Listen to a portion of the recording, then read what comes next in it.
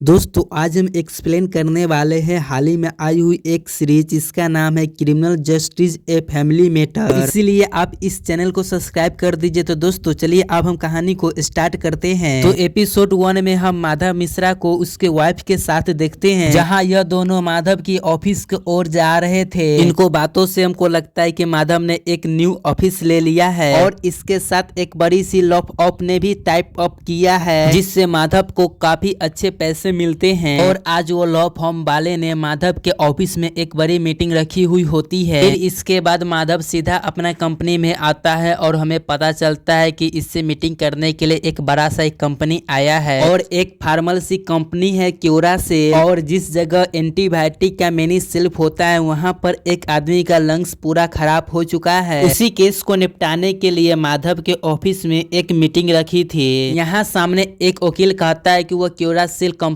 को हम कोर्ट में धकेलेंगे, लेकिन सूर्या माधव से ये डील करने के लिए कहता है और बदले में माधव को 1 करोड़ रुपया भी देगा। फिर माधव सामने बैठा हुआ आदमी को उसी के परिवार के सफलता देकर इस केस को यहाँ पर ही सॉल्व कर देता है और उसे 1 करोड़ के चेक सौंप देता है, यानी कि यह केस यहाँ पर ही रफा दफा हो गया। इसके बाद माधव सूर्या से पूछता है कि सर मैं आपके हाथों में 3 चेक देखा था जिसमें 3 करोड़ तक अमाउंट था, लेकिन सर आपने 1 ही करोड़ का चेक क्यों लिया? तब सूर्या कहता है कि हमें कम से कम में डील करना था और तुम्हें पता है कि वो गरीब आदमी इतना ही कम में क्यों मान गया, क्योंकि उसे तुमने ही समझाया था और वो आदमी तुम ही जैसा लगता है। यह सुनकर माधव को बहुत ही ज्यादा बुरा लग जाता है, लेकिन वो कुछ भी नहीं कहता है। फिर इसके बाद सूर्या केस खत्म हो जाने के खुशी में वो अपना कार माधव को गिफ्ट कर देता है। फिर थोड़ी देर के बाद माधव के पास 2 स्टूडेंट आता है, जो कि पहला स्टूडेंट है दीपू, जो कि माधव के साला ही है, और दूसरी शिवानी। यह दोनों माधव के केस लड़ने के तरीका से माधव के फैन बन चुके हैं। फिर इसके बाद हम काम वाली बाई को देखते हैं, जो कि मार्केट से मच्छी लेकर सीधा एक बिल्डिंग में जाता है, जहां वह किसी डॉक्टर राज के घर में काम करती थी। फिर वो जाकर घर में जैसे ही देखता है तो डॉक्टर एक लड़की को हाथ में रख के बैठा हुआ था। वह इस नजारा को देखकर काफी ज्यादा चिल्लाने लग जाती है। फिर इसके बाद ये 24 घंटे के बाद सीन शिफ्ट होता है, जहां हम राज के फैमिली को देखते हैं, जहां उसका बेटी के नाम ईरा है और उसकी बीवी के नाम मंजू है और उसका एक माँ भी है। जहाँ पर हमें पता चलता है कि राज अभी अंजू के साथ में नहीं रहता है, क्योंकि उसका फ्लैट अलग है और राज के फ्लैट अलग है। आज और ईरा के बर्थडे है, इसीलिए दोनों साथ में आई है और ईरा के एक पियानो भी गिफ्ट करते हैं। यहाँ पर हमें पता चलता है कि ईरा को कोई बीमारी है, जो कि किसी से नजर मिलाकर वो बात नहीं करती है। खैर थोड़ी देर के बाद यहाँ एक रोशनी नाम की लड़की आती है, जो कि राज के गर्लफ्रेंड है। फिर हम कहीं ना कहीं अंजू को भी देखकर ये समझ जाते हैं कि वो रोशनी को देखकर बहुत ही ज्यादा खुश नहीं है। फिर हम यहाँ राज को देखते हैं, जो कि किसी न किसी का इलाज कर रहा होता है। फिर राज यहाँ पर जाकर अपने एक दोस्त से मिलता है, जो कि उसका दोस्त उसका बेटे का केस को हैंडल कर रहा होता है और हाल ही में ही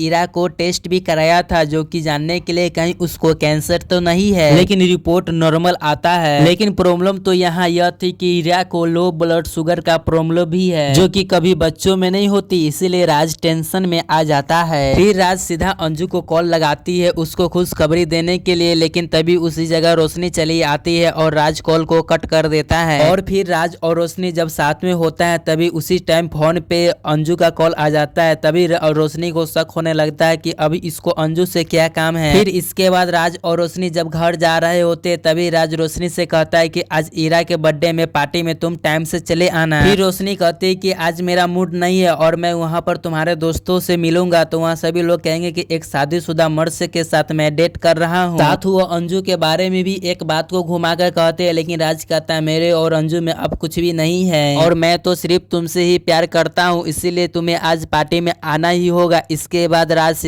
अपना फ्लैट के जाने के बजाय अंजू के पास चले जाता है और वो अंजू को बताता है कि ईरा को कैंसर न है, जो सुनकर अंजू को जान में जान आ जाता है। अब रात में पार्टी रखी हुई थी जिसमें काफी सारे लोग आए हुए होते, तभी उसी जगह रोशनी पिंक कलर के साड़ी पहन के चली आती है और अब राज रोशनी को अपने सभी दोस्तों से मिलवाते हैं, जहां पर राज को सभी टांग खींचने लग जाते हैं कि बताओ तुमको रोशनी कैसे मिल गया। तब राज बताता है कि रोशनी मेरे हॉस्पिटल में एक नर्स के काम करते थे और बाद में जाकर हम दोनों एक हो गए। तभी रोशनी राज के कुछ फ्रेंड को बात करते हुई सुनती है, जो कह रहे होते हैं कि वो रोशनी तो 2 करी के लगती है और अंजू ही बेस्ट है। और यह सुनकर रोशनी को बहुत ही ज्यादा बुरा लग जाता है। फिर उसके बाद पार्टी में अंजू भी आती है, जो कि रोशनी के ही तरह पिंक कलर के साड़ी साड़ी पहनी हुई थी। फिर ईरा केक को कट करते हैं। इसके बाद सभी लोग एंजॉय करने लग जाते हैं, लेकिन रोशनी अंजू और राज को साथ में देखकर काफी ज्यादा गुस्सा करने लग जाती है। तो गुस्से में रोशनी यहाँ से जाने लग जाती है, लेकिन रोशनी का किसी ने वीडियो रिकॉर्ड कर रहा था। यह कौन रिकॉर्ड कर रहा था हमें आगे पता चलेगा। फिर उसके बाद हम राज को देखते हैं, जो कि सुबह उठकर रोशनी को मैसेज करता है, लेकिन उधर से कुछ भी रिस्पॉन्स नहीं आता है। फिर राज कूड़े के उठाकर बाहर रख देता है। फिर राज के माँ भी कहीं चली जाती है। फिर राज भी जॉगिंग करने के लिए चले जाता है। फिर थोड़ी देर के बाद राज भी घर के अंदर चले आता है और उसके 15 मिनट के बाद भी कमला भी आई थी और वो राज के हाथ में एक औरत के लाश देखी थी और वो चिखते हुए बाहर भागती है और उसका चिखने की आवाज सुनकर अंजू भी अंदर चले आता है और राज के पास किसी और के लाश नहीं बल्कि रोशनी के लाश थी। यह देखकर अंजू का तो होश ही उड़ जाता है। इसके बाद अंजू पुलिस को कॉल कर देती है। फिर उसके बाद पुलिस चले आता है और यह केस एक गौरी नाम के पुलिस वाली हैंडल कर रही थी। तभी गौरी के जूनियर रवि उससे बताता है कि रोशनी का मौत गले काटने से हुआ है और उसका अफेयर राज के साथ चल रहा था। फिर उसके बाद गौरी वो बिल्डिंग को पूरा छानबीन करवाती है और उसके बाद गौरी जाकर सीधा अंजू के साथ जाकर पूछताछ करने लग जाती है कि यह रोशनी राज के साथ कितने दिन से साथ में रह रही थी। फिर अंजू बताते है कि हमारा अभी डिवोर्स नहीं हुआ है, हम लोग सिर्फ अलग अलग रहते हैं। फिर इसके बाद गौरी कहती है पहले तो हम राज को हिरासत में लेंगे, फिर इसके बाद क्या होता है हम आगे देखते हैं। फिर जाते समय गौरी रवि से कहती है कि इस बिल्डिंग का पूरा कैमरा रिकॉर्ड निकालो और कल रात में पार्टी में कितने लोग आए थे वो पूरा लिस्ट निकालो जल्दी से। और साथ में हमें किसी भी हालत में मर्डर वेपन ढूंढना है जो कि हमें नहीं मिल रहा है। फिर इसके बाद रवि बताता है कि यहाँ सिर्फ एंट्री तक कैमरा लगा हुआ है और फ्लावर पर एक भी कैमरा नहीं लगा हुआ है, यानी कि यह केस और भी लंबा फंसेगा। फिर उसके बाद राज को सीधा थाना में ले जाते हैं और यह केस के बारे में पूरा मीडिया में फैल गया था कि एक डॉक्टर ने एक लड़की का मर्डर कर दिया है। फिर इसके बाद माधव जब ऑफिस में होता है तभी उससे मिलने के लिए अंजू आता है और उससे कहता है कि मैंने आपका नाम काफी ज्यादा सुना है और मेरे पति पर मर्डर का केस है, इसलिए आप इस केस को लड़ लीजिए। यह सुनकर माधव का स्टूडेंट बहुत ही ज्यादा खुश हो जाता है क्योंकि यह केस को लड़ने में बहुत ही ज्यादा मजा आने वाला था। फिर इसके बाद रवि कहता है कि हमें बिल्डिंग में एक भी वेपन नहीं मिला है। इसके बाद कमला और राज को अलग अलग पूछने लग जाते हैं और कमला के साथ जो भी हुआ तो वह सब कुछ कमला बता देती है। फिर राज बताता है कि मैं जॉगिंग से जल्दी सी घर पर आ गया था क्योंकि कल रात ज्यादा पीने के कारण मुझे अच्छा नहीं लग रहा था। फिर मैं घर आया तो मैंने देखा कि रोशनी के गले पर एक कट है और वो बहुत ही ज्यादा तड़प रही है और फिर वो थोड़ा ही देर में मर गई। फिर कमला बताती है कि मुझे पहले लगा कि पहले अंजू का ही मौत हो गया, लेकिन वो तो रोशनी निकली। इसके बाद कमला बताते है कि कल रात रोशनी और राज के बीच में थोड़ा झगड़ा भी हुआ था क्योंकि रोशनी ने ज्यादा पी लिया था। फिर राज उसे रोशनी को एक कमरा में ले गया और फिर रोशनी कमरे में से निकली और गुस्से से अपने घर पे चली गई। यह बात सुनने के बाद गौरी सीधा राज से पूछने के लिए चली आती है कि कल रात पार्टी में आपके साथ और रोशनी के साथ क्या हुआ था। फिर राज कहता है कि कल रात रोशनी गुस्से से घर चल गई और ज्यादा कुछ वहाँ पर कुछ भी नहीं हुआ। फिर राज समझ जाता है कि यह लोग राज के ही खूनी साबित कर रहा है और राज कहता है कि मैंने खून नहीं किया और मेरा वकील चाहिए। इसके बाद गौरी का सीनियर गौरी को बुलाकर कहता है कि केस को जल्दी से सॉल्व करना चाहिए क्योंकि इतना बड़ा डॉक्टर पर मर्डर का केस लगा है, इसीलिए केस को जल्दी से सॉल्व करो। इधर माधव रात में राज से मिलने के लिए आता है जिसे अंजू ने पहले से ही हायर कर लिया था और फिर माधव इधर राज से पूरा डिटेल में पूछता है। राज माधव को भी वैसे बताता है जैसे कि उसने पुलिस को बताया था कि मैंने जॉगिंग से आया और मैंने देखा कि रोशनी का गला कटा हुआ था और वो तड़प रही होती है। यह बात सुनने के बाद माधव कहता है कि अभी तक मर्डर वेपन नहीं मिलता है, देखते हैं आगे क्या क्या होता है। इसके बाद माधव बताता है कि मैंने आपका बेल का अर्जी लगा चुका हूँ, कल जज साहब बताएंगे कि आपको डिमांड पर रखा जाएगा कि नहीं। फिर हम अगले दिन देखते हैं कोई कदम नाम के वकील रोशनी का केस को लड़ रहा था। फिर माधव वहाँ पर राज का बेल का अपील करता है। तब यहाँ राज पर लगा इल्जाम को कदम बिनवा कर बेल को खारिज कर देता है और जज भी राज को स्टडी में रखने के लिए कह देता है। इसके बाद माधव से मिलने के लिए वही लॉ फर्म के सूर्या आता है और कहता है कि मैंने सुना है कि आपने राज का केस आप लड़ रहे हैं, आप ऐसा कीजिए कि उस केस को आप छोड़ दें, नहीं तो आपको मेरा फर्म को छोड़ना पड़ेगा क्योंकि आप इस केस को लड़िएगा तो आप फेमस हो जाइएगा और हमें एक आम वकील चाहिए। यह सुनकर माधव चुप हो जाता है। यहाँ पोस्टमार्टम में बताता है कि रोशनी पर अटैक सामने से ही हुआ है और कोई चाकू छोटा होगा और मारने वाला राइट हैंडेड है। यहाँ अंजू ईरा को बता देती है कि कुछ दिन तक राज अपने घर पे नहीं आएगा। यह बात सुनकर ईरा अपने रूम में चली जाती है। फिर इसके बाद पुलिस ने राज के फ्रेंड के साथ पूछताछ करना शुरू कर कर देते हैं। यहाँ पर सभी लोग यही बताते कि उसने पार्टी के दौरान रूम के अंदर गए थे, लेकिन झगड़ा हुआ था कि या नहीं यह किसी ने नहीं देखा। फिर थाने में रोशनी के माँ रोशनी को लाश को देखने के लिए आते हैं और रोशनी को इस हालत में देखकर वो फुट फुट कर यहाँ पर रोने लग जाते हैं। फिर इसके बाद माधव के स्टूडेंट शिवानी को देखते हैं, जो कि एक रिच फैमिली से बिलोंग करते हैं और वो लंदन से लॉ पढ़कर आई है और यहाँ माधव के काबिलियत देखकर उसके ही अंडर प्रैक्टिस कर रही है। फिर शिवानी माधव के ऑफिस में पहुंचकर उस दिन राज के साथ क्या क्या हुआ था वो सब फिर से दोहराने के लिए कहती है। फिर माधव कहता है कि हमें उस व्यक्ति का तलाश है जो कि रोशनी से नफरत करता हो और वो उसी बिल्डिंग में रहता हो। इस पर दीपू कहती है कि अंजू भी हो सकता है। अभी माधव की बीबी यह सब सुन रही होती है, तभी वो कहती है ऐसे तो ईरा भी हो सकती है जो कि राज के फ्लैट में रहती थी। यह सुनकर माधव भी चौंक जाता है, हाँ ऐसा हो सकता है। इधर गौरी क्राइम स्पॉट पर का फोटो लेकर कुछ पता लगाने की कोशिश कर रही थी, तभी वो देखती है कि सेल्स पर से एक ट्रॉफी गायब है और इन्हें क्राइम स्पॉट पर एक छोटा सा ग्लास भी मिला था। यह देखकर गौरी सीधा राज के घर पे जाती है, जो कि उन्हें सीज कर रखा था। उसका अंदाजा सही निकलता है, उस स्केलर पर रखा हुआ टॉफी से रोशनी को मारा गया था। वही माधव आज ईरा से पूछताछ करने के लिए आया था ताकि उसे कुछ भी पता हो तो उसे बता सके। और यहाँ पर ही पता चलता है कि अंजू भी एक वकील है जो कि अभी प्रैक्टिस छोड़ दी है और इसी कारण वो माधव के बारे में जानती थी। फिर गौरी जैसे ही बाहर आती है तो उसे गार्बेज ट्रक नजर आता है और उस ड्राइवर से रोक के पूछने लग जाती है कि राज के कूड़ा तूने ही उठाया था ना, अब तुम बताओ कि तूने उस कूड़ा के कहाँ फेंका है। फिर वो आदमी बता देता है। फिर यहाँ माधव ईरा से पूछने लग जाता है कि उस दिन फ्लैट पर कोई आते हुए तो तुम्हें नहीं दिखा। यह सुनकर ईरा कुछ भी जवाब नहीं देता है और वो बस सिर्फ ड्राइंग ही करी जा रही थी। उसके बाद भी वो सवाल करता है तो ईरा इरिटेट होकर वहाँ से वो जल्दी से भाग जाती है। उसके बाद माधव ड्राइंग को देखता है जो कि सारा स्केच सही बनाया था सिर्फ रोशनी को छोड़कर, और यह बात उसे बहुत ही ज्यादा अजीब लगता है। फिर यहाँ पर ही एपिसोड 2 खत्म हो जाता है। एपिसोड 3 में रवि पूरे अपने पुलिस टीम के साथ कूड़ा जहाँ फेंकाया हुआ था वहाँ पर पूरा छानबीन कर रहा होता है, लेकिन रवि को यह जगह देखकर होश ही उड़ जाता है। फिर रवि गौरी को बताता है कि राज के कूड़ा फेंकने वाला गरीब प्राइवेट था और वो जहाँ पर भी कूड़ा फेंका था वहाँ पर कम ही कूड़ा है और हम वेपन ढूंढने की पूरा कोशिश कर रहे हैं। इधर अब ईरा स्कूल जाने के लिए रेडी होती है और स्कूल जाने से पहले वो अंजू से मौत के बारे में पूछती है, जो कि अंजू थोड़ा मोड़ा बताता है और उसको स्कूल ले जाने लगती है। इधर माधव ईरा के डॉक्टर अरशद से पूछताछ करने के लिए आता है और वो शिवानी को बताती है कि ईरा के ड्राइंग में रोशनी का चित्र बहुत ही ज्यादा अजीब था। फिर माधव अरशद से ईरा के कंडीशन के बारे में पूछताछ करने लग जाता है। साथ में वो पूछता है ईरा को जो कंडीशन है इसमें लोग हाइपर भी हो जाते हैं, जिस पर अरशद कहता है हाँ, लेकिन फिर अरशद कहता है कि मैं ईरा के इलाज कर रहा हूँ लेकिन आज तक वो लड़की ऐसा नहीं किया है, इसीलिए वो अभी ठीक है। फिर हम इधर ईरा को देखते हैं जो कि पियानो को प्रैक्टिस कर रही होती है और उसे कुछ बच्चा तंग भी कर रहा था और फिर गुस्सा में आकर ईरा पास में रखा हुआ बैग को ही फाड़ देती है। इसके बाद हम स्पेन को देखते हैं जो कि रोशनी का केस को लड़ रही थी। यहाँ पर इसके सामने एक लड़की आकर कहती कि सर ये कदम सर माधव मिश्रा के सामने टिक नहीं पाएंगे और आप मुझे यह केस दे दीजिए, मैं अपना काबिलियत साबित कर दूंगा। जिस पर उसका हेड कहता है मैं सोच कर बताऊंगा। फिर यहाँ पर माधव जैसे ही अपना ऑफिस में आता है तो वहाँ पर सूर्या बैठा हुआ होता है और वो कहता है कि आपने यह केस अभी तक क्यों नहीं छोड़ा। फिर वो माधव को 1 दिन के टाइम देता है कि आपने यह केस को नहीं छोड़ा तो आपको इस फॉर्म से निकाल दिया जाएगा कि इस केस के कारण हमारे फॉर्म का नाम खराब हो रहा है क्योंकि हमारे फॉर्म खूनियों को केस को नहीं लड़ती। यह कहकर यहाँ से सूर्या चले जाता है। फिर न्यूज चलता है जिसमें एंकर बता रहा होता है कि रोशनी के केस में एक नया अपराधी पकड़ा गया जो कि हवस का शिकार था और यह कोई और नहीं बल्कि कूड़ा उठाने वाला गाड़ी का ड्राइवर मोनू था और उसके बारे में बताता है कि महिलाओं की गंदी वीडियो बनाने में शौकीन था, हो सकता है इसी ने रोशनी को मारा होगा। और वहीं दूसरी तरफ मोनू को भी पुलिस ने पकड़ लिया था। और फिर माधव के पास दीपू आता है और कहता है कि मीडिया के पास जो न्यूज चल रहा है वो मैंने ही दिया था। आगे दीपू बताता है कि मुझे उस मोनू पर शक हुआ इसीलिए मैं उसका पीछा करने लगा और आए दिन मैंने देखा कि वो औरतों को गंदी नजर से देखता है और उसका वीडियो भी चुपके से बना लेता है, इसीलिए मैंने उसका एक वीडियो बनाकर न्यूज चैनल अपना दोस्त को दे दिया। अब आपका काम आसान हो जाएगा और सबको लगने लग जाएगा कि मोनू ही खूनी है और अब राज बच जाएगा। लेकिन माधव कहता है अब कुछ भी नहीं होने वाला है, एक वीडियो से कुछ भी नहीं हो सकता है, अब काम बेसी बढ़ा दिया है इस दीपू ने। और इसके बाद वो दीपू को बहुत ही ज्यादा डांटने लग जाता है कि ऐसे उठपुटकान हरकत करने से पहले तुम मुझसे एक दा पूछ भी लिया करो। खैर अब गौरी के उसके सीनियर बुलाते हैं और उसको मोनू के मोबाइल से बहुत सारे रोशनी का पिक्चर दिखाते हैं जो कि चुपके से ले लिया था। और उस रात जब रोशनी रोते हुए जा रही थी तब